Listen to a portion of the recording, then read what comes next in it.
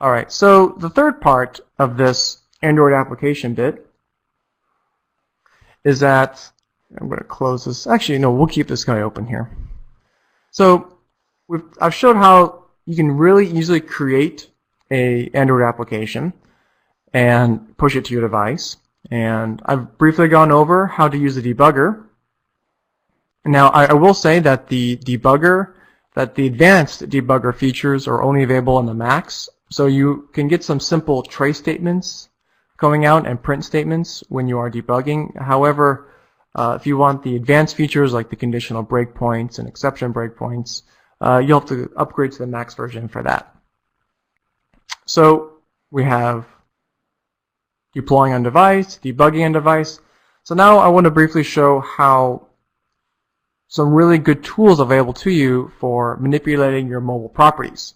Because as we just saw before, if you remember when I first created the project, I had all the default settings. So the first thing to really keep in mind here is that I want to show you what I want to be referencing here in a second, is that we have the APK, right? For anyone who's not familiar, this is the actual executable that is running on the device. And we have, of course, the Swift that we've been generating with, and then the application descriptor file. So these are the three minimal components that you'd need to build a mobile application. And I'll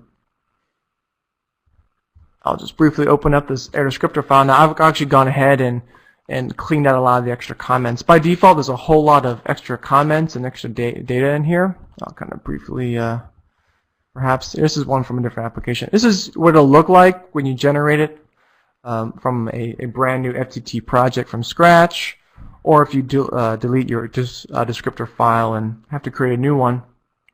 This is pulling, because this is how it is from the SDK. It has all these extra comments, and actually at first it's going to be kind of overwhelming because there's a lot on here. There's a lot here to read, and it can be really, really confusing.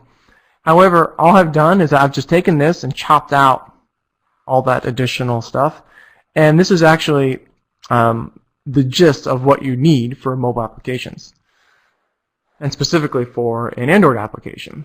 And it's pretty self-evident. We have the ID, and I'm not sure how much Chris got into this, but the application ID, this is pretty important to know, because this needs to be unique for your application, because this is actually how Android knows specifically the exact application.